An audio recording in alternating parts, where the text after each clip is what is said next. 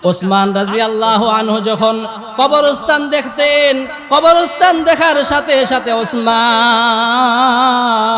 চোখের পানি ফালায়া ফালায়া কাঁদতেন, চোখের পানি ফালায়া ফালায়া কাঁদতেন। লোকেরা জিজ্ঞেস করতো, তুমি তো ওসমান জিন্নুরাইন, তোমাকে বলা হয়েছে তোমার নাম হলো জিন্নুরাইন, মানে তুমি দুই নূরের অধিকারী, তুমি নবীজির দুইজন মেয়ের জামাতা, তুমি নবীজির দুই মেয়েকে বিবাহ করছো, কেন তুমি কবর দেখলে কাঁদো? বলে, আরে আমি আমার হাবিব থেকে শুনছি, নবী থেকে শুনছি, আখিরাতের প্রথম মঞ্জিল হইল কবর। এই কবর থেকে, কবরের মধ্যে যদি আমি ছাড় পাওয়া যায়, তাহলে হাসর মিজান ফুলসিরাত আমার জন্য একেবারে সহজ হয়ে যাবে। এখন আমার বড় ভয় হয়, আমি ওসমান মৃত্যুর পরে জান্নাতে যাব নাকি জাহান্নামে যাব, সেই ভয়। এই অবস্থায় ওনাকে আবার ওনার সন্তান জিজ্ঞাসা করতেছে, ও আমার আব্বা জান, এই যে আপনার মৃত্যুর যন্ত্রণা সাকরাত যে আপনার শুরু হয়েছে, এই যে কষ্ট আপনার হইতেছে, এই কষ্টটা কেমন, মেহেরবানি করে আপনি আমাকে জানায়া দেন। আমর ইবনুল আস বলতেছে, ইয়া বুনাইয়া, হে আমার সন্তান, ও আমার কলিজার টুকরা সন্তান আব্দুল্লাহ, শুনো, মৃত্যুর যন্ত্রণা কেমন হইতেছে জানোনি? মৃত্যুর যন্ত্রণা এত কষ্টদায়ক হইতেছে যে সারা পৃথিবীর সমস্ত পাথর যেন আমি আমর ইবনুল আসের, কি মনে করেন, সমস্ত পৃথিবীর সমস্ত পাহাড় যদি একজনের বুকের উপর যদি চাইপা দেওয়া হয়, সে কি বাঁচবে? উনি বলে যে আমি, আমার অবস্থা এমন হইতেছে, দুনিয়া আলা সদিরি, যেন আমার সমস্ত পাহাড়গুলা আমি আমর ইবনুল আসের শরীরের বুকের উপরে চাইপা দেওয়া হয়েছে। রে সন্তান, আমার এত কষ্ট হইতেছে, আমি যেন মনে করতেছি সারা পৃথিবীর সমস্ত পাহাড়গুলা আমি সাহাবীর উপরে, আমার বুকের উপরে চাইপা দিছি। রে সন্তান, আরেকটা কথা শুনো, এই কষ্টের মধ্যেও সারা সমস্ত পাহাড় যে রাইখা দিছে, এরপরে আমার মনে হইতেছে মাত্র সুইয়ের একটা ছিদ্র দিয়া আমি যেন কোনো মতে যেন আমি নিজের শ্বাসটা ফালাইতেছি। কেমন কষ্ট! উনি একজন সাহাবী, সাহাবী যদি এত কষ্ট হয়, সাহাবী যদি এত কষ্ট অনুভব করতে পারে, তাহলে তুমি আমি তো কিছুই না। যেই বান্দা 5 ওয়াক্ত নামাজ পড়ে না, তার কি অবস্থা হবে? যে বান্দা 30 বছর 25 বছর নিজের সারাটা জীবন নামাজ পড়ে নাই, তার কি হালত হবে? যেই বান্দা 30 বছর 25 বছর সুদের সাথে লেনদেন, তার কি হালত হবে? চিন্তা করেন। শুধু আমি বললাম, আপনারা মজা কইরা শুনলেন, কিন্তু কথাগুলা বুঝার চেষ্টা করলেন না, তাইলে হবে না।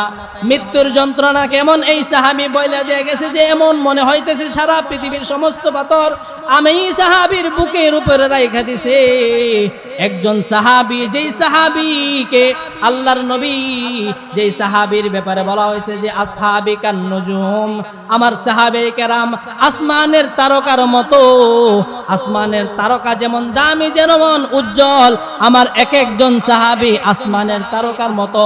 এই সাহাবীর যদি এই অবস্থা হয়, যেই মা 30 বছর 25 বছর, যেই মা যেই বোন নিজে বালেগ হওয়ার পরে নিয়া, যুবতী হওয়ার পরে নিয়া মৃত্যুর আগ পর্যন্ত পর্দা করে নাই, ওই মার কি হবে? একটু চিন্তা করেন।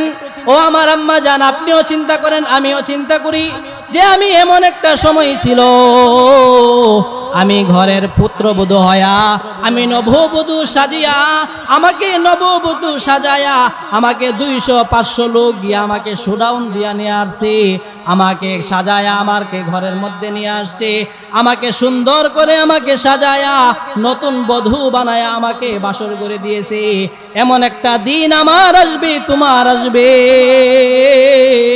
যেই মুহূর্তে আমি ঘরে ঢুকছিলাম নববধূ অলংকার পরিয়া, আমার এমন একটা সময় আসবে, আমাকে সব কাপড় খুইলা শুধুমাত্র সাদা কাপনের কাপড় দিয়ে আমাকে মোড়ায়া দিয়ে দিবে। এমন হবে কি হবে না? বলেন হবে না এমন? হায় হায়, এজন্য কিসের এত অহংকার, কিসের এত বাহাদুরি? যেই সাহাবীরা, সমস্ত সাহাবায়ে কেরাম নবীজিকে স্বচক্ষে দেখছে, এরপরেও ওনারা, দিন তো ওনাদের সময়ও ছিল, আমাদের সময়ও আছে, ওনারা বুঝছে, ওনারা চিন্তা ফিকির করছে, আমরা চিন্তা ফিকির করে না যে জাহান্নামের এই ভয়াবহতা, এত পরিস্থিতি। ইব্রাহিম আলাইহিস সালাম একদিন হযরতে মালাকুল মউত আজরাইলকে বলতেছে, এ আজরাইল, তুমি যে একজন গুনাহগার বান্দার সামনে তুমি যেই রূপটা নিয়ে যাও, তোমার যে পরিস্থিতি হয়, তোমার যে আকৃতি, এই আকৃতিটা আমাকে দেখাও। হযরত ইব্রাহিম আজরাইলকে বলতেছে। ইব্রাহিম আলাইহিস সালাম আজরাইলকে বলার পরে আজরাইল বলতেছে, হে আল্লাহর পয়গম্বর ইব্রাহিম, মেহেরবানি লাগে, দোহাই লাগে, আপনি এই আমার এই চেহারার আকৃতিটা আপনি দেখেন না, আপনি সহ্য করতে পারবেন না গো নবী, আমার এই আকৃতি যদি আপনি দেখেন আপনি সহ্য করতে পারবেন না। হযরত ইব্রাহিম আলাইহিস সালাম বলতেছে যে না, তোমার এই রূপটা আমাকে দেখাও, আমি দেখতাম চাই। ইব্রাহিম আলাইহিস সালাম এই কথা বলার পর আজরাইল বলতেছে, ও আল্লাহর পয়গম্বর, আমাকে কয়েক সেকেন্ড সময় দিন, আমি কয়েক সেকেন্ড সময় আপনার কাছে চাই।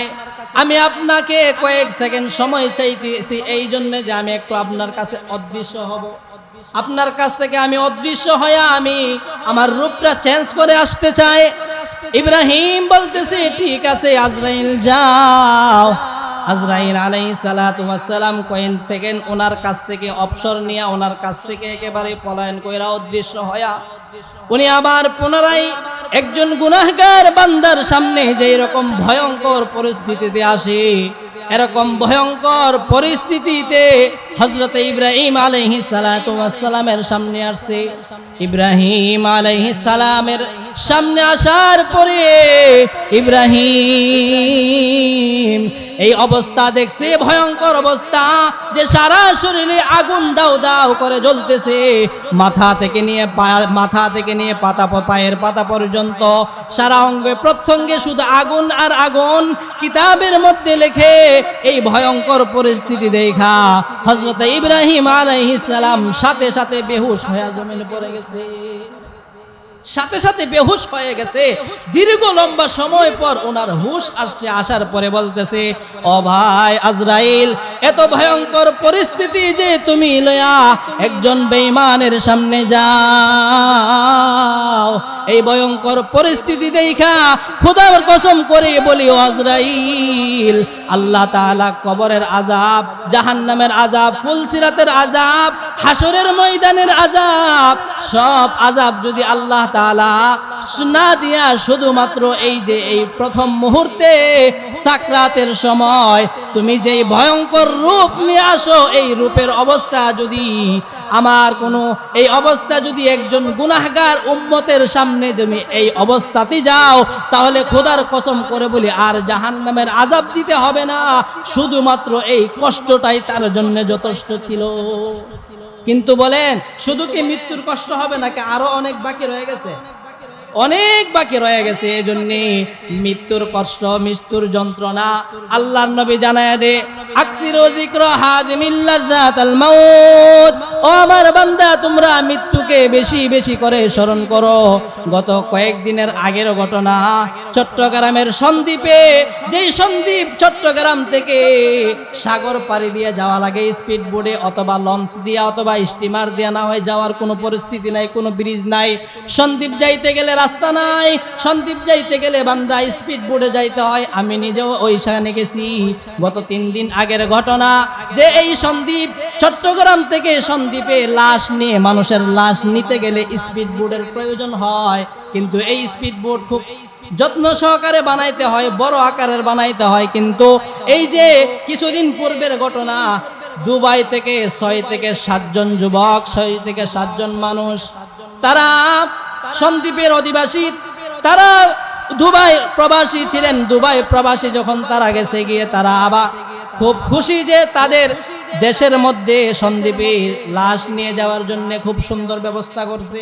ওই বেচারা খুশি হইয়া পোস্ট দিছে, ফেসবুকে লেখছে যে আমাদের খুব খুশ নসিব হয়েছে যে আগে তো লাশ নিলে খুব কষ্ট করে নিতে হয়, এখন এইগুলা বুঝাইতে গেলে আপনারা বুঝবেন না, কারণ যে ওইখানে তারা কত কষ্ট নিয়ে চলে।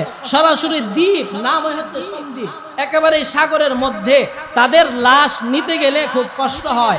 এজন্য একটা সুন্দর করে বিশাল বড় কইরা স্পিড বোট বানায়া লাশ নিয়ে যাওয়ার জন্য ওনারা ব্যবস্থা করছে প্রশাসন। এই ব্যবস্থা দেখা একজন যুবক যুবক ফেসবুকে স্ট্যাটাস দিতে খুশি হয়েছে যে আলহামদুলিল্লাহ আমাদের এত সুন্দর পরিস্থিতি হয়েছে, কিন্তু ভাগ্যের কি নির্মম পরিহাস, ওই সন্দ্বীপের 6 থেকে 7 জন বালক তারা দুবাইতে প্রবাসে থাকে। রোড অ্যাক্সিডেন্টের মাধ্যমে 7 জন মানুষ জায়গাতে একেবারে নিহত হয়ে গেছে। এমন নিউজ এখানে যারা আছেন অনেকে হয়তোবা দেখছেন, অনেকে হয়তোবা দেখে নাই, যে সোশ্যাল মিডিয়ার মধ্যে এটা ভাইরাল হয়ে গেছে যে 7 জন মানুষ সন্দ্বীপের একসাথে দুবাইতে মৃত্যুবরণ করছে। 7টা অ্যাম্বুলেন্স নিয়ে যখন ঢুকছে তখন পাড়া প্রতিবেশীর মধ্যে একেবারেই যেন কান্নার রোল পড়ে গেছে। তাহলে এই যে তারাও তো প্রবাসী ছিল, আর এই প্রবাসের কষ্ট কি বলবো। যারা বিশেষ করে এয়ারপোর্টে যায়, এয়ারপোর্টে আমি নিজেও অনেকবার গেছি এয়ারপোর্টে লোকজনকে বিদায় দেওয়ার জন্য, হায় হায় সেখানেও যে কত কান্নাকাটি হয়, যে নিজের আপন মানুষ ছাইরা, নিজের দেশ ছাইরা, নিজের দেশ ছেড়ে বিবি বাল বাচ্চা নিজের মাটি ছাড়িয়া প্রবাসে যারা যায় তারা বুঝি প্রবাস কত কষ্ট। এটা আমি বুঝাইলেও আপনারা বুঝবেন না। আমি নিজে গিয়েছি, নিজেও দেখছি মানুষ সেখানে কত কষ্ট করে। 2 তলার মধ্যে শুধু কান্না আর কান্না, ঠিক না? 2 তলার মধ্যে শুধু কান্না আর কান্না, সকলেই কাঁদে। স্ত্রী স্বামীকে জড়ায়া দইরা কাঁদে, স্বামীকে জড়ায়া, বাবা তার সন্তানকে জড়ায়া দইরা কাঁদে। কেন বলে নিজের বাবা প্রবাসে চলে যাইতেছে।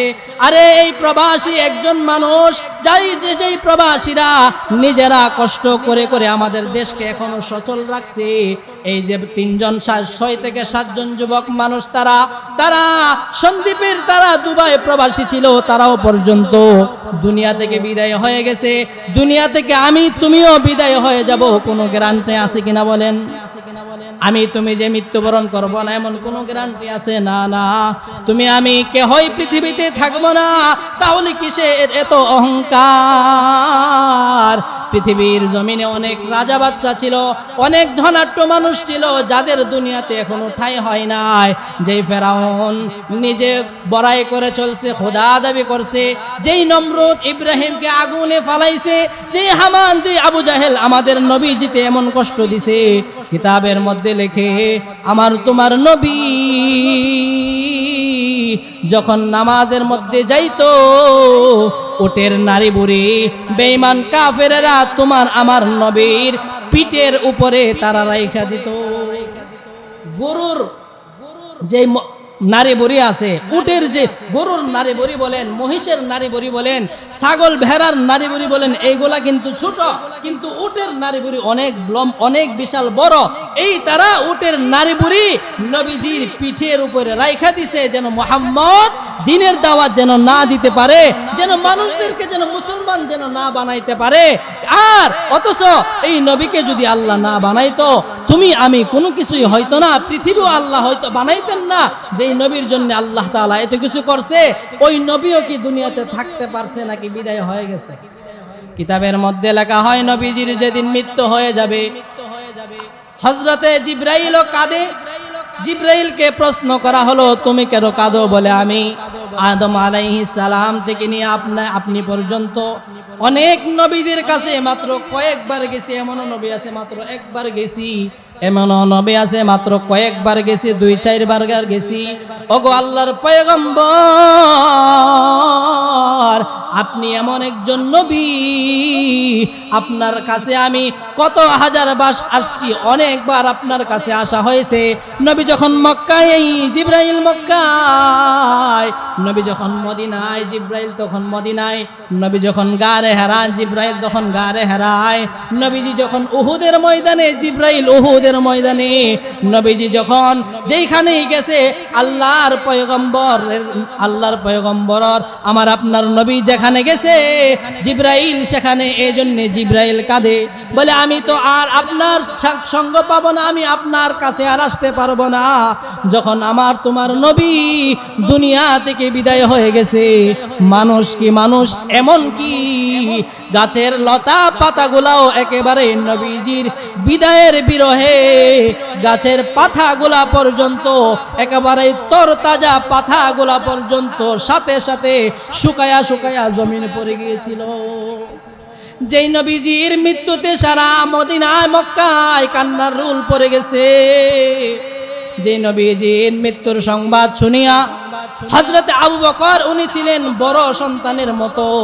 বাবা মৃত্যুবরণ করলে যেরকম ভাবে বড় সন্তান সংসারের হাল ধরতে হয়, ধৈর্য ধারণ করতে হয়, ঠিক তদ্রূপ হযরত উমরের অবস্থা ছিল এই অবস্থা। হযরত উমর, হযরত আবু বকর এই অবস্থা ছিল, উনি ধৈর্য ধারণ করছে। তবে কিতাবের মধ্যে লেখে উনি কেমন ধৈর্য ধারণ করছে শুনো। উনি যে ধৈর্য ধারণ করেছে, ওনার এই ধৈর্যের কারণে ওনার কলিজা পুড়ে গিয়েছিল। কিতাবের মধ্যে লেখে ওনার কলিজা পুড়ে গিয়েছিল যে উনি ধৈর্য ধারণ করছে, উনি সকলকে আগলায়া রাখছে, সকলে পাগলামি করে। হযরতে ওমর তরবারি নিয়ে বের হয়ে গেছে। কে বলে রে নবী নাই, নবী যদি দুনিয়াতে না থাকে বেটা তোর থাকার দরকার নাই। এই পরিস্থিতিতে হযরত আবু বকর সকলকে বুঝায়া সুজায়া সকলকেই হযরত আবু বকর বুঝায়া রাখছে। কিতাবের মধ্যে লেখে ওনার কলিজা পুড়ে গিয়েছিল।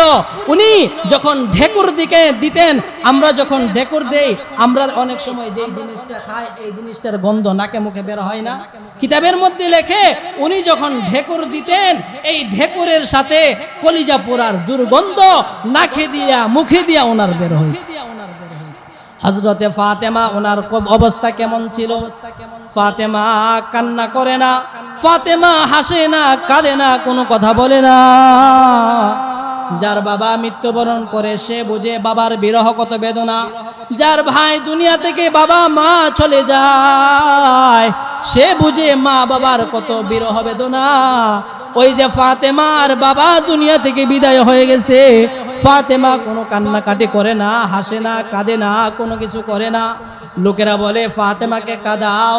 ফাতেমা যে কাঁদে না, সে যদি না কাঁদে, সে যদি কান্নাকাটি না করে, কারণ ভেতরে যদি দুঃখ থাকে তাহলে কান্নাকাটির মাধ্যমে এগুলো একটু বের হয়ে যা।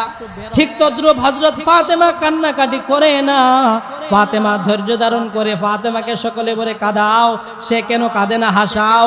ফাতেমা কোনো কিছুই বলে না। এক পর্যায়ে বলতেছে সুব্বাত আলাইয়াল মাসাইব লাউ আন্নাহা সুব্বাত আলাইয়াল মাসাইব লাউ আন্নাহা সুব্বাত আলাইয়াল আরদি সিরনা লায়ালিয়া। তোমরা যে বলতেছো আমি ফাতেমা কাঁদি না, শুনো আজকের যেই বিপদ আমি ফাতেমার উপরে পতিত হয়েছে, আজকের এই বিপদটা যদি আমি ফাতেমার উপরে না পড়িয়া, এই বিপদটা যদি কোনো দিবসের উপরে পড়তো, কোনো দিনের উপরে পড়তো, কিতাবের মধ্যে লেখে উনি বলেন ওই দিনটা ওই দিনটা এই বিপদ পতিত হওয়ার সাথে সাথে অন্ধকার হয়ে রূপান্তরিত হয়ে যাইত। যে আমি এমন ক্ষতিগ্রস্ত ফাতেমা যে আমার বাবা মৃত্যুবরণ করছে, আমি কিভাবে কাঁদবো, আমি এমন মুসিবতগ্রস্ত হইলাম, আমার উপরে এমন মুসিবত পতিত হয়েছে, এই মুসিবতটা যদি আমার উপরে না পড়ে, যদি কোনো দিবসের উপরে পড়তো, সন্দেহ নাই ওই দিনটা একেবারে রাত্রিতে অন্ধকার হয়ে যায়। কিতাবের মধ্যে লেখে এই ফাতেমা মৃত্যুর আগ পর্যন্ত আর কখনো কোনো হাসি দেই নাই। এই যে মৃত্যুর ভয় ওনারা অন্তরে নিয়ে চলছে। আজকে আমাদের কত অহংকার, কত থাকাব্বুরি। আরে মানুষ টাকা পয়সা দুনিয়াতে হয়, কিন্তু এইগুলা তো আমি আমার সঙ্গে নিতে পারি না। আমার ধন সম্পদ কোনো কিছুই আমার সাথে দিয়ে দিবে না। অনেক মানুষ এমন আছে যারা কোটি কোটি টাকা দিয়া দালান বানাইছে, ঘর নির্মাণ করছে, কিন্তু যেদিন উঠবে সেদিন মৃত্যুবরণ করছে। সন্তানেরা ওই তাকে এই কোটি কোটি টাকার বিল্ডিং এ ওঠাই নাই, বাড়ি রেখে দিয়েছে। এই নিষ্ঠুর দুনিয়া তোমাকে আমাকে কে হয় রাখতে পারবে না। এজন্য আল্লাহর নবী বলেন, আল্লাহ বলেন ওয়াজাত সাকরাতুল মাউত বিল হক। ও মানুষ শুনো, মৃত্যুর যন্ত্রণা তোমাদের সকলেরই আসবে। আর তোমরা যেই মৃত্যু থেকে পলানোর জন্য চেষ্টা করো, এই মৃত্যু থেকে তোমরা কেহই পলাইতে পারবে না। মৃত্যু থেকে কেহই পলায়ন করতে পারবে? বলেন। হঠাৎ করে শুনবি একদিন আমার মৃত্যুর খবর কেঁদে কেঁদে আসবে সবাই দিতে আমায় কবর, দিতে আমায় কবর। সন্তান যদি মৃত্যুর সংবাদ শুনে সন্তান প্রবাস থেকেও চলে আসে, এমনও খবর পাওয়া যায়। সন্তান আত্মীয় স্বজন সকলে চলে আসে, বলে না অমুক কোথায়, আমি যেদিন মৃত্যুবরণ করব বলবে না রমজান কোথায়, আপনারাও বলবেন না ইমাম সাহেব কোথায়, বলবে যে লাশ কোথায়, লাশ কখন দাফন হবে, লাশ কখন দাফন হবে, লাশ কোথায় আছে, লাশ কি ঢাকাতে আছে নাকি বাড়িতে আনা হয়েছে, সকলে লাশ বলবে। লাশটি আমার রবে পরে, লাশটি আমার পরে রবে বাড়ির আঙিনায়, চোখের কাপড় ওঠাই সবাই কাঁদবে যে হাই হাই, মুখের কাপড় ওঠাই সবাই কাঁদবে যে হাই হাই। ওরে কাঁদাতে লাভ হবে না, এই কাঁদাতে লাভ হবে না, ভয়ঙ্কর বড় ওই কবর। এই দুনিয়া পরীক্ষার হল, রাখবে না যে তুই খবর। এই দুনিয়া পরীক্ষার হল, রাখলি না রে তুই খবর। এজন্য আল্লাহ বলে কুল ইন্নাল মাউতাল্লাযী তাফিররুনা মিনহু ফাইন্নাহু মুলাকীকুম সুম্মা তুরাদ্দুনা ইলা আলিমিল গায়বি ওয়াশ শাহাদা। ও আমার বান্দা বান্দি শুনো, মৃত্যু থেকে তোমরা কেহই রেহাই পাবে না, কেহই পলায়ন করতে পারবে না। এই জন্য আমরা এখানে যারা আছি আমরা সকলেই নিয়ত করতে পারি কিনা যে আর নামাজ ছাড়বো না, নিয়ত আছে তো ইনশাআল্লাহ? সকলে দুইটা হাত আল্লাহকে দেখায় দেন, বলে আল্লাহ আই রব্বুল আলামিন, আমার এই মহল্লাবাসী যুবক ভাইয়েরা মুরব্বী বাবারা নিয়ত করছে গো মাওলা, জীবনে 5 ওয়াক্ত নামাজ ছাড়বে না। আয় আল্লাহ, আপনি তাদের এই দিলের জায়েজ এই মাকসাদকে আপনি পূর্ণ করিয়া দিন। সকলে বলে আমিন। আরে ভাই, নামাজ ছাড়া কোনো গতি নাই। তুমি আমি আসি, এখন আসি, আগামীকালকে নাও থাকতে পারি। মৃত্যু কেমন কাছে, বলে কেমন কাছে? আল্লাহর নবী বলেন একদিকে সালাম ফিরাইলাম, আরেক দিকে সালাম ফিরাইতে পারবো কিনা সেই গ্যারান্টি আমার নাই। মৃত্যু এমন এক বস্তু, বান্দা নিজে যদিও মৃত্যুর কাছে পতিত না হওয়ার চেষ্টা করে, কিন্তু মৃত্যু তাকে ধরবেই ধরবে। আরে ভাই, মৃত্যু কাছ থেকে কে হয় রেহাই পাবে না। এই জন্য এই মরণের ভয়। নবীজি যখন মানুষদেরকে দেখাইতো, বেঈমান কাফিরদেরকে দেখাইতো, বেঈমান কাফিররা বলতো ফাকালাল কাফিরুনা হাযা শাইউন আজীব। এ মুহাম্মদ, তুমি কি বলো? মানুষ কোথার মানুষ, কই মরবে, কোথায় গিয়ে পড়বে, কারো কোনো খবর থাকবে না। চিন্তা করে দেখেন, হযরতে আদম আলাইহিস সালাম থেকে নিয়ে ঈসা পর্যন্ত অথবা আমাদের পর্যন্ত যত মানুষ দুনিয়াতে ছিল, এই মানুষের কোনো হিসাব আছে নাকি? এই এত মানুষ যে মারা গেল, কারো কোনো হিসাব আছে? কে কোথায় আছে এটা কারো কোনো খবর আমাদের কাছে আছে? আরে সেই খবর নিমু কোথায়? আমার বাবা, আমার দাদা, আমার দাদার দাদা কোথায় আছে, কি অবস্থায় আছে, সেই খবরই তো আমার কাছে না আছে। তাইলে যে তারই কোনো খবর নাই, আমি যে এত কিছু করলাম। আরে গত শুক্রবারে যে আমি যে বিবাহ খাইছি, অনেকেই জানেন যে আমি বিবাহ খাওয়ার জন্য গেছি বাদেশ্বরা। সেখানে গিয়ে দেখি এই যেই বাড়িতে বিবাহ, এই বাড়িতে মুর্দা। যেই বাড়িতে বিবাহ, এই বাড়িতে কি বলে না, যেই বাড়িতে বিবাহ অনুষ্ঠান, এই বাড়িতেই শুক্রবারে সকালে একজন, বৃহস্পতিবারে রাত্রে একজন মারা গেছে, জুমার পরে জানাজা, জুমার পরে আবার বিবাহ। এখন বলেন তো এই মুর্দারের জন্য কি বিবাহ কি টিকে আছে? মানে বিবাহ কি বন্ধ করে রাখছে? না।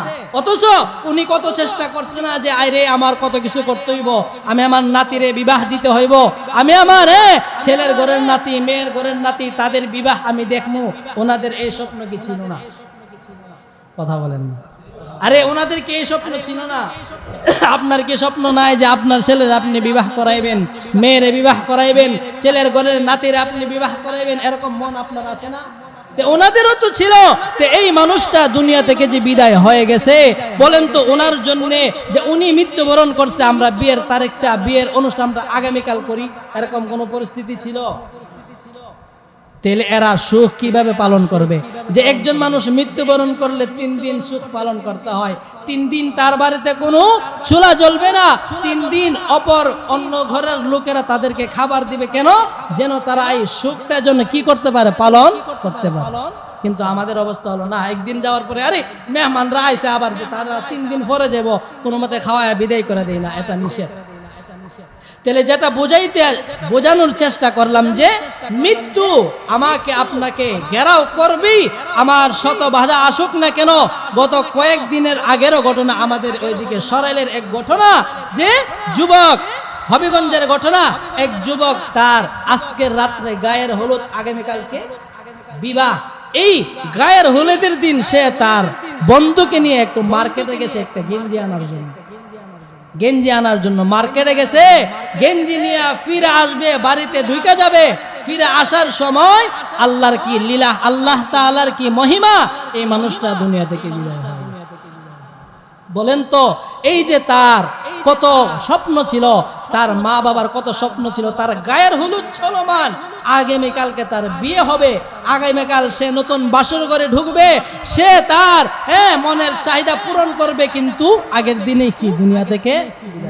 এজন্য বলে মৃত্যু এমন একটা বস্তু, মানুষের অনেক মনে অনেক চাহিদা থাকে, মানুষের মনে অনেক ইচ্ছা থাকে, অনেক আশা ভরসা থাকে।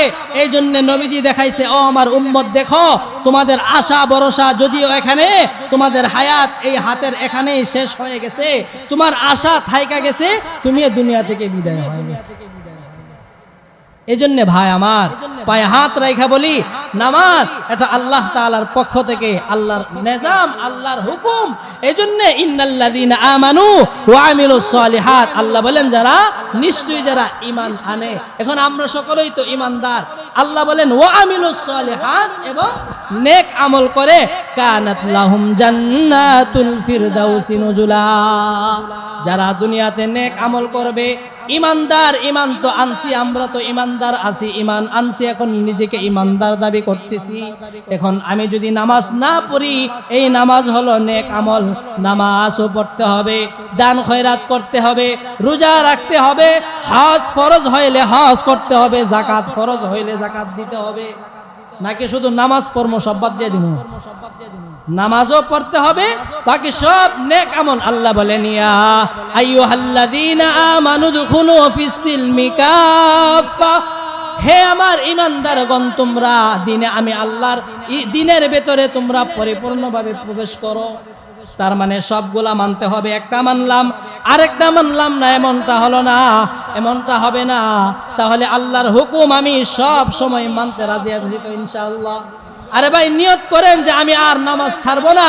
দেখেন আমাদের আজকের এই যে মাসিক ইসলাহি মাহফিল, হায় খুব দুঃখ নিয়ে বলতে হয়, এই যে আমাদের এখানেই ছিল আমাদের নিয়মিত মুসল্লি, আমি এখানে আসার পরে 2-3 জন মারা গেছে, কিন্তু একজনের মৃত্যুতে আমি খুব মর্মাহত। আমি নিজেও এখনো ওনার এই দৃশ্যগুলা বলতে পারি না। আমাদের মরহুম সফিউল্লাহ মিয়া, এই যে আমাদের এই জিকিরের মাহফিলে উনি খুব শক্ত দিয়া বলে, হ্যাঁ এই মাহফিল হতেই হবে। উনি আমাকে বলছিলেন, হুজুর প্রতি সপ্তাহে এটা করা যায় না? উনি আমাকে ব্যক্তিগতভাবে বলছে, হুজুর আপনি যে এই জিকিরের মাহফিল চালু করছেন, এটা প্রতি সপ্তাহে করণ যায় না? আমি বলছি না, প্রতি সপ্তাহ করলে না, কইরা 1 মাসে করলে এটা সকলের আগ্রহ থাকবে। উনারও এই অবদান ছিল। এখন আমরা যারা আছি, আমরা যদি এই অবদান রাখি, কি মনে হয় মৃত্যুর পরে কি এর সবকে আমি কবরে শুয়ে পাবো না? অবশ্যই পাবো।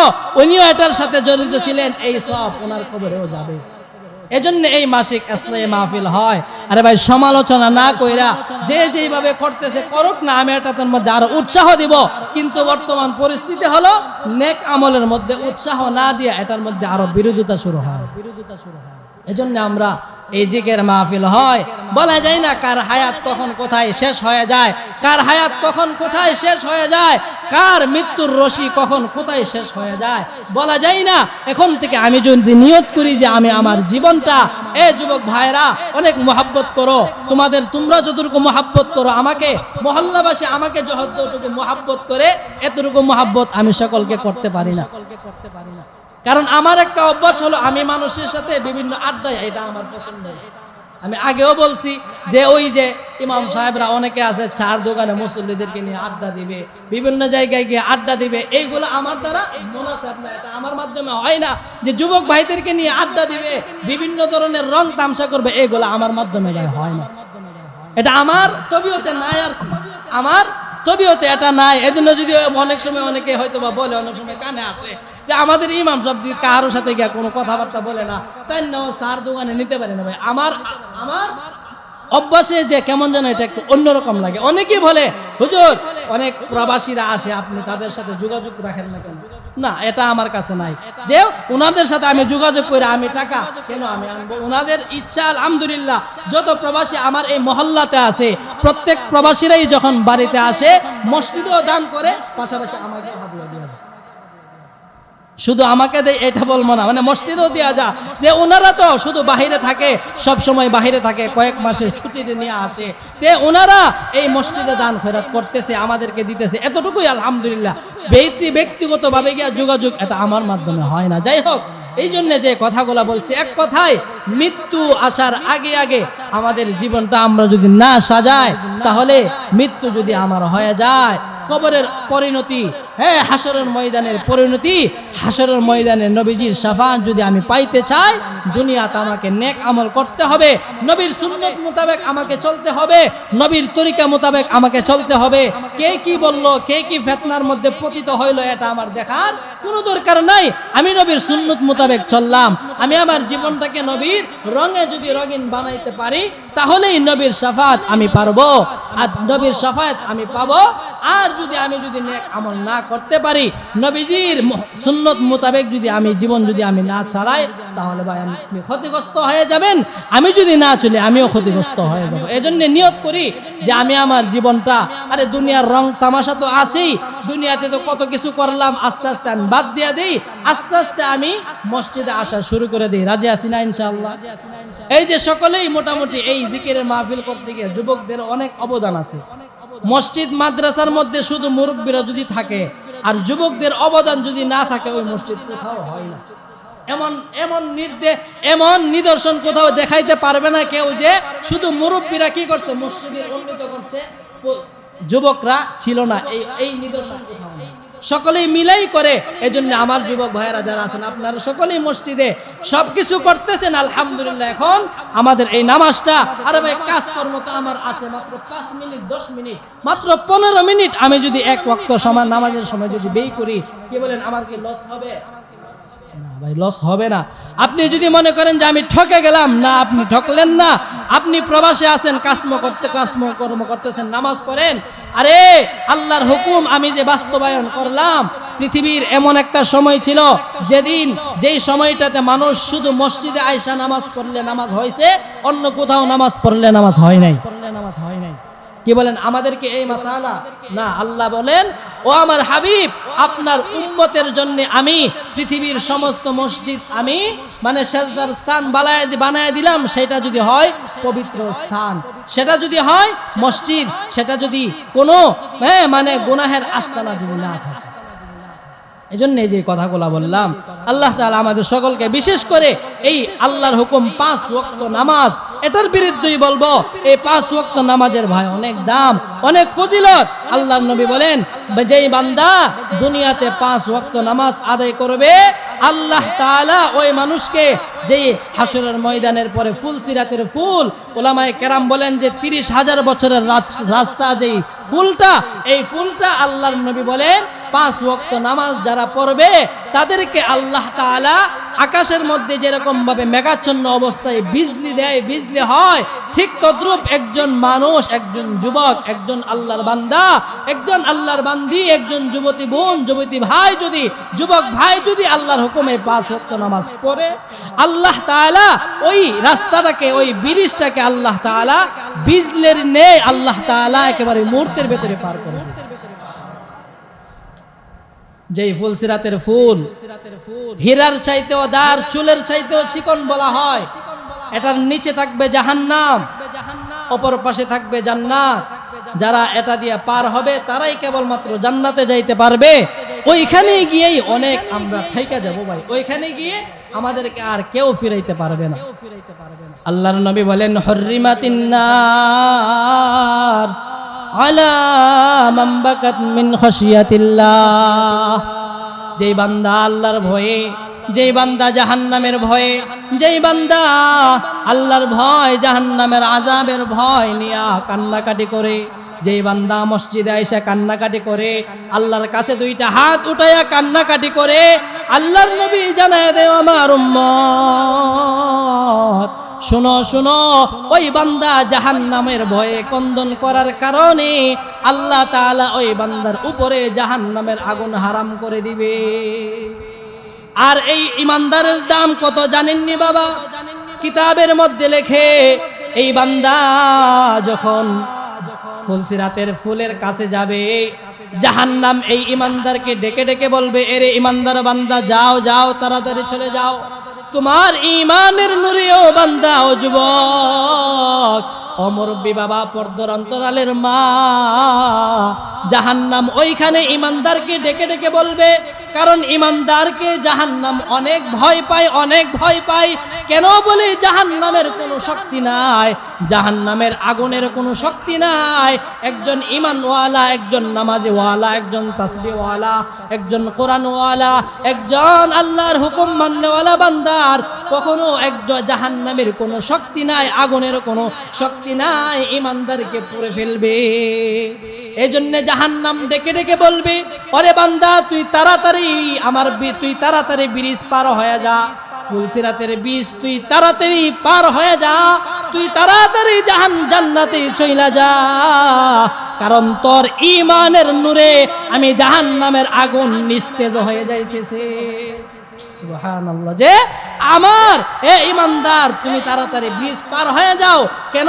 বলে তোমার ঈমানের নূরে আমি জাহান্নাম নিস্তেজ হয়ে যাইতেছি।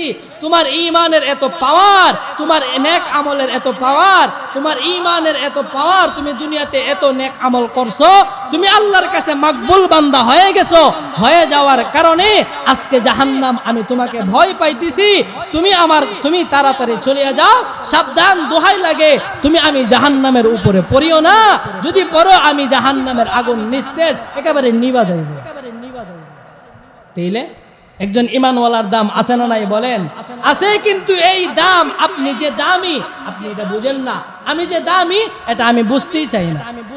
যে আপনি একজন যুবক, আপনি একজন নামাজি, আপনাকে শয়তান দেখলে ভয় পায়, আপনার জন্য সমস্ত মাখলুকাত আপনার জন্য দোয়া করে, এমনকি মৃত্যুবরণ করার পরে এই যে বললাম জাহান্নামে বান্দা পড়বে না, বরং জাহান্নাম ওই বান্দাকে আরো ভয় পাবে। এই জন্য ভাই, মুরব্বী বাবারা, আমরা নিয়ত করি যে আমাদের তো কাজকর্ম আছেই, দুনিয়াতে কাজকর্ম তো আমরা করি। আচ্ছা, যারা 5 ওয়াক্ত নামাজ নিয়মিত পড়ে তাদের কি কোনো কাজকর্ম নাই? কি মনে করেন কোনো কাজকর্ম নাই? তাহলে উনারা নামাজ পড়ে, আমরা নামাজ পড়ি না কেন বলেন? ভাই রাগ হয়েন না, গুসা হয়েন না। আমি কাহারও কোনো বিরুদ্ধে বলার জন্য এখানে বসি নাই, কাহারও গায়ে টাচ দিয়ে কথা বলার জন্য এখানে বসি নাই। শুধু একটু বোঝাবার জন্যই বলতেছি, আমাদের একটু বোঝার দরকার। আপনি কত দামি, আপনার কত দাম, আল্লাহর কাছে আপনার কত দাম। আপনার কাছে যে আল্লাহ যে আপনাকে জান্নাত দিবে, কিসের জন্য দিবে? এখন যদি নেক আমল না করি, আরে ভাই, যুবক বয়সে নেক আমল করা খুব কঠিন জিনিস। যুবক বয়সে নেক আমল করা অনেক কঠিন। বৃদ্ধ হইলে তো স্ত্রী তারে খেদায় মসজিদে ভাড়া, হ্যাঁ, সন্তানই তারে খেদায় মসজিদে বাড়া, বলে যে না তারে আর খরচ আদি দিতাম না, কেরে বলে নেক আমার নামাজ পড়ে না দেখে এখন আর কোনো দিতাম না, এখন এই খরচের ভয়ে মসজিদে আসে। কিন্তু যুবক অবস্থায় নামাজ পড়ার এটা কষ্টের, আর যুবক অবস্থায় নেক আমল করলে এই নেক আমলটা আল্লাহ পছন্দ করে বেশি। ভাই আমরা নিয়ত করি, যে কথা বলছি দিল থেকে বলছি, বোঝাবার জন্য বলছি, গায়ে কোনো টাচ দিয়ে বলার আমার কোনো দরকার নাই। আমার সাথে কাহারও কোনো দুশ্মনী নাই, আমিও কাহারও আমার সাথে দুশ্মনী নাই, আমারও কার সাথে কোনো জায়গা জমি নিয়েও দুশ্মনী নাই, টাকা পয়সা নিয়েও কোনো দুশ্মনী নাই, যে আমার জায়গা ওনারা নিয়ে নিছে এই জন্য আজকা যেহেতু আমি কি সুযোগ পাইছি একেবারে ইচ্ছা তাহলে দৌড়াই দিয়ে দেবো, এরকম কোনো মনস্থ আমার নাই। শুধুমাত্র বোঝানোর চেষ্টা। আর এই যে আমাদের মাসিক ইসলামী মাহফিল হয়, এখান থেকে বোঝানোর চেষ্টা যে আমরা আল্লাহকে ভুলা যে যাইতেছি, বলা উচিত না। তাড়াতাড়ি ফিরা আল্লাহর রহমতের আশায়, হেদায়েতের আশায় আমরা যেন আল্লাহ তাআলার মনোনীত মনোনীত বান্দা, আল্লাহ তাআলার নিকটবর্তী বান্দা হইতে পারি। এজন্য আল্লাহ নবী বলেন, আল কাইয়িসু মান দানা নাফসাহু ওয়া আমিলা লিমা বা'দাল মাউত। ওই মানুষই তো প্রকৃত জ্ঞানী, যে নাকি আখিরাতের কথা স্মরণ করে, মৃত্যুর কথা স্মরণ করে, মৃত্যুর কথা স্মরণ করিয়া সে কি করে, নেক আমল করে, আখিরাতের সামান সে দুনিয়াতে জোগাড় করে। অনেক লম্বা হয়ে যাইতেছে, বিরক্ত হইতেছেন আপনারা? দেখেন দুনিয়া কামানোর জন্য আমরা তো কত কষ্ট করতেছি, ঠিক না? আরে ভাই, দুনিয়াতে কয়েক বছর সুখে শান্তিতে থাকার জন্য আমরা কি কষ্ট কম করি? এই রোদ্রের মধ্যে গিয়ে কত মানুষ কৃষি কাজ করে, করতে হবে। মানুষ প্রবাসে গিয়ে কাজ করে, করতে হবে। নিজের পেট চালাইতে হবে, সংসার চালাইতে হবে, এগুলো দরকার, এগুলো আছে। তে আমি যে মৃত্যুর পরে আমার পরকাল যে চলতে হবে, সেখানে আমার কি প্রয়োজন হবে? নেক আমল। সেখানে কি প্রয়োজন হবে? নেক আমল। তো এই নেক আমল কি আমাকে পরে বস্তা দিয়ে কি পার্সেল ফাটাইবো? পার্সেল কিন্তু ফাটানো যাইব না। আমাকে দুনিয়াতে কইরেই তারপরে কবর দিকে রওনা দিতে হবে। এখন আমি যে কবর দিকে যাইতাছি, আমি কি নিয়ে যাইতাছি? আমি কি নিয়ে রওনা দিলাম? আমি কি নিয়ে আমি আল্লাহর সামনে দাঁড়াইব? নবীজি যে এত কষ্ট করছে, নবীজি উহুদের ময়দানে দান মোবারক শহীদ করছে, অজ্ঞান হয়ে নবীজি এই উহুদের ময়দানে পড়েছিল কিসের কারণে? এই আপনি যেন মুসলমান থাকেন, আমি যেন মুসলমান থাকি, আমি যেন ঈমানওয়ালা হয়ে যাই, আপনি যেন ঈমানওয়ালা হয়ে যান, এই কারণেই নবীজি এত কষ্ট করছে। এজন্য আমরা যারা আছি, মা বোনেরাও শুনতেছেন, যারা বাহিরের মাইক সম্ভবত আওয়াজ যাইতেছে, আমরা যারা শুনতেছি, আমরা সকলেই নিয়ত করি অন্ততপক্ষে আল্লাহর হুকুম 5 ওয়াক্ত নামাজ আমাদের যত মিস্টেক যেন না হয়ে যায়। আল্লাহ তাআলা আমাদের সকলকে যেই কথাগুলো বললাম, আল্লাহ তাআলা বলনেওয়ালা শুননেওয়ালা সকলকে আমল করার তৌফিক দান করুন। সকলে বলি আমিন। গুনাহ যত করেছি মাওলা, ক্ষমা তুমি করিও। জিন্দেগি আছে বন্দেগি নাই, শেষ করিলাম জিন্দেগি। আখিরাতের বিচার দিনে এ পাপীদের উপায় কি? রব্বুল আলামিন, আমরা কতিপয় গুনাহগার নাফরমান বান্দা, গুনাহ করতে করতে জাহান্নামের ধার প্রান্তে পৌঁছে গেছি গো মাওলা। নেকের দিকে তাকাইলে জান্নাতের আশা করতে পারি না, গুনাহের দিকে তাকাইলে জাহান্নাম ছাড়া উপায় নাই। নেকের দিকে তাকাইলে জান্নাতের আশা করতে পারি না গো মাওলা। ও আহকামুল হাকিমিন রব্বুল আলামিন, আল্লাহ এখানে যারা আমরা হাত তুলছি, প্রত্যেকের দিয়ে আল্লাহ যত ধরনের গুনাহ করেছি গো মাওলা, সমস্ত গুনাহ থেকে ক্ষমা চাই, মাফ চাই। মেহেরবানি করে গো আমাদের সকলের জীবনের সমস্ত গুনাহ খাতাগুলি মাফ করিয়া দিন। আল্লাহ, গুনাহ করেছি, অন্যায় করেছি, অপরাধ করেছি গো মাওলা। গুনাহের কারণে সারা অঙ্গ প্রত্যঙ্গ নাপাক হয়ে আছে গো মাওলা। হাত নাপাক, শরীর নাপাক, মুখ নাপাক, অঙ্গ প্রত্যঙ্গ নাপাক হয়ে আছে গো মাওলা। আয় আল্লাহ, যদিও আমরা গুনাহগার, গুনার কথা স্মরণ করি, আল্লাহ মানতেছি আমরা তো নাফরমান, তোমার নাম তো গফফার গো মাওলা। তুমি তো রহমান, তুমি তো রহিম। আল্লাহ তোমার গফফার নামের খাতিরে আমাদের মতো নাফরমানদের গুনাহ খাতাগুনি মাফ করিয়া দিন। বিশেষ করে গো মাওলা আমাদের প্রত্যেকের মা বাপ, দাদা দাদি, নানা নানি, আত্মীয় স্বজন, বন্ধু বান্ধব, পাড়া প্রতিবেশী, মহল্লার মানুষ, বংশীয় মানুষ, রক্তের মানুষ, বংশের মানুষ, রব্বুল আলামিন অনেকেই আল্লাহ ইতিম মানুষ, যাদের মা নাই, বাবা নাই, কপাল পোড়া এতিমরাও এখানে হাত তুলছে গো মাওলা। এই আল্লাহ সেই মা বাবার কথা স্মরণ করিয়া গো মাওলা তাদের পক্ষ হয়ে ক্ষমা চাই, মাফ চাই, মেহেরবানি করে আমাদের সকলের জীবনের সমস্ত গুনাহ খাতাগুলো মাফ করিয়া দিন। আয় আল্লাহ আম্মা আব্বার কবরটাকে জান্নাতের বাগান বানায়া দিন। কত মানুষ আছে গো মাওলা যাদের মা আছে বাবা নাই, বাবা আছে মা নাই গো মাওলা। আবার কত কপাল পোড়া বান্দা এমনও আছে যাদের মা নাই, বাবা নাই, নিজের মা বাবারে নিজ হাতে কবরে রাখছে, নিজেই নিজেই পড়েছে মিনহা খালাকনাকুম ওয়া ফিহা নুঈদুকুম ওয়া মিনহা নুখরিজুকুম তারাতান নুখরা। কত বান্দা নিজের হাতেই নিজের মা বাবাকে দাফন করেছে, নিজের বাবাকে দাফন করেছে গো মাওলা। বাবা যে ব্যবহারের কাপড়গুলা ব্যবহার করতো, সেই কাপড় এখনো ঘরের মধ্যে স্মৃতি হিসাবে আছে গো মাওলা। আলমিরার মধ্যে এখনো খুললে বাবার স্মৃতি পাওয়া যায়, মায়ের স্মৃতি পাওয়া যায় গো মাওলা। আয় আল্লাহ জানি না ওই মা বাবা কি অবস্থায় কবরে শায়িত আছে গো মাওলা। তাদের প্রত্যেকের কবর কি জান্নাতের বাগান বানায়া দিন রব্বুল আলামিন। আয় আল্লাহ মা বাবার কথা স্মরণ করিয়া কত সন্তান দোয়া চায়। আল্লাহ অনেক বান্দাদের মা বাবার কথা স্মরণ করেও দোয়া চায়। আয় আল্লাহ প্রত্যেকের দিলের জায়েজ মাকসাদ গায়বী খাজানা থেকে পূর্ণ করিয়া দিন মাওলা কারীম। আয় আল্লাহ আমাদের এখান থেকে লক্ষ কোটি দরুদ আর সালামের হাদিয়া আপনার হাবিবের রওজা ধারে পৌঁছে দিন। আল্লাহ জানি না আমাদের সামনে কখন আবার মালাকুল মউত আজরাইল এসে হাজির হয়ে যায়। আল্লাহ জানি না কার জন্য যেন জীবনের শেষ দোয়া হইতে পারে গো মাওলা, কার জন্য যেন বাঁশের জারের বাঁশ অপেক্ষমান, কার জন্য যেন আয় আল্লাহ কবরের মাটি ডাকতেছে গো মাওলা, কার যেন কাফনের কাপড় রেডি হয়ে আছে গো মাওলা। মেহেরবানি করে আল্লাহ কবরে যাওয়ার আগে আগে কবরের সামান আদি তৈরি করার তৌফিক আমাদেরকে দান করিয়া দিন। আয় আল্লাহ শয়তানের ভয় নফসের দুকায় অনেক ধরনের গুনাহ করে ফেলি গো মাওলা।